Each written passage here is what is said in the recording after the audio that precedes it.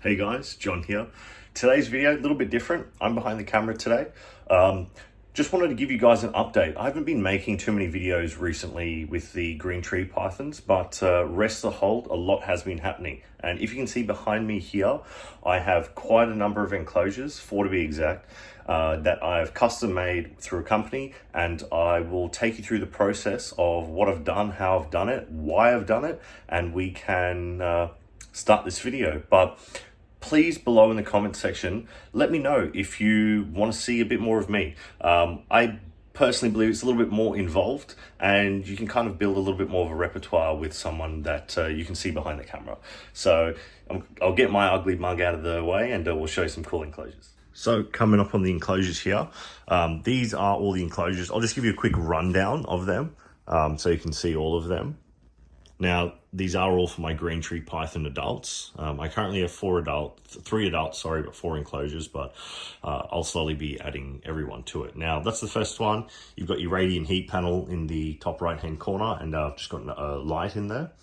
Now, I've got 4 different enclosures. This one down here. They're all pretty much copy and paste. There's nothing really different about any of them apart from the plants, but I'll go through what I have done. Now, this enclosure was built by TNR Reptiles. Awesome bloke, Trevor.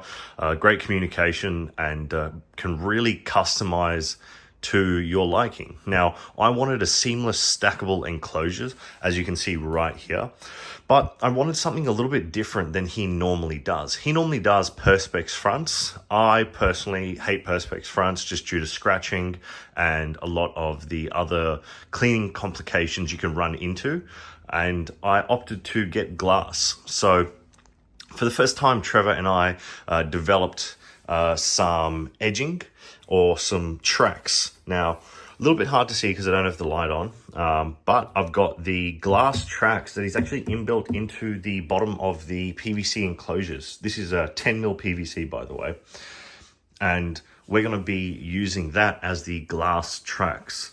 The good thing with these is that these tracks are completely removable, so they are kind of a friction fit in there, but I can completely take them out if need be. Now, apart from that, size-wise on these enclosures, like I mentioned earlier, they are 10mm PVC. They are 90 centimeters long by 60 by 60. So this size enclosure is absolutely perfect for your full-time adult green tree pythons. At least that's what I'm keeping them for. Now, the things I have in here that make it beneficial, or at least different than some other keepers that I follow and look, I'm a big fan of bioactive. Now, bioactive enclosures, as you have seen previously in my last videos, they work well for me, but I don't necessarily recommend long-term use. I always had a plan of using and upgrading into an enclosure like this, but I ended up using them longer than I should have realistically. And I did run into some problems, such as mold and other issues, just in terms of longevity-wise, wasn't the best or most utilized idea for me. Now, I have somewhat used similar bioactive scale to this, with holding the cocoa chips at the bottom. Really great for humidity retention, as well as if the animal defecates or urinates, really good at absorbing smells and odors, and then you can kind of pick it up and discard and then put some back in. So really great in terms of a flooring for your enclosure. I know a lot of people use puppy pads and or paper towels or newspaper, whatnot. I hate that look. I understand this is not natural, but I do want to make it somewhat natural looking in a home environment. Hence the plant that I've got up here. Shout out to IKEA, definitely hooked me up.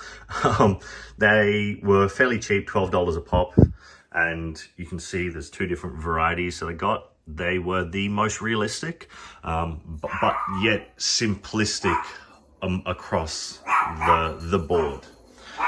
Now, in terms of heating and lighting here, green tree pythons have they don't have a hard, green tree python enclosures, dare I say. It's a little bit hard to put an enclosed environment and not have a radiant heat panel in there. These here in Australia are quite hard to get a hold of, but I was lucky enough to grab 4 for these enclosures, and they're working great. Now, I haven't tested any of these enclosures due to the fact that I haven't got any of the glass panels cut yet, so I really can't mess around with the temperatures and probing and everything like that. So yet to fully dial them in, hence why they're still in the garage and not haven't been utilized yet. But a radiant heat panel, which takes up probably a good quarter of the tank, probably will chuck out a fair amount of heat, and there should be a good enough gradient, being that it is the largest style heat panel for the snake to kind of get a hold of. Now, in terms of the lighting that I've used in here, you can see they're quite bright. All I've used is the Aqua One here in Australia, the Strip Glow Sunlights. Pretty cheap for what you get, $100 a pop. And they are fully controllable in terms of like on the touchpad. There's a little touch lever on one of the corners. You can dim it, you can change it up to 3 or 4 modes, and it gives you a really good amount of light. So this is fairly bright for the video, but it is a little bit less intense as you see it inside or in person. Now, of course, I've got the nice big water bowl to keep humidity, as well as a great place that the snakes can actually jump in, have a soak if need be, as well as it'll bump that humidity up. Along with the PVC clips. So removable perches, really good, all custom built. If you can see, I had to Dremel out the sides, and I got the T perch brackets from a mate of mine at Blake Marshall from Marshall Chondros. Check him out on Instagram. You guys will absolutely love his stuff. Really good photography skills. Get some really cracker photos of his awesome animals. He was a G and actually gave me these to use for my new enclosures, so couldn't be more thankful. So definitely go check him out. But really good. The only thing I did differently was I actually Gorilla Glued them in their spot, just so that they don't pivot out of the way.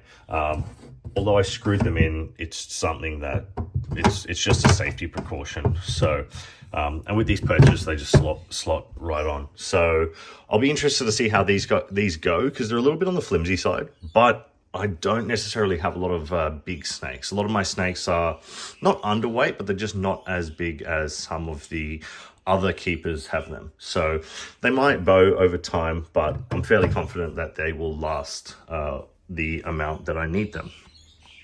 Now, just check out the other enclosures. Every single one of these enclosures are basically copy and paste with the difference of the plant. Now, there's not really much to go over this, and I wish I had the glass in and I could put the snakes in to show you. But what I'll do, this is just going to be a bit of an introductory video to show you guys this is what I've got, this is what I'm going to do.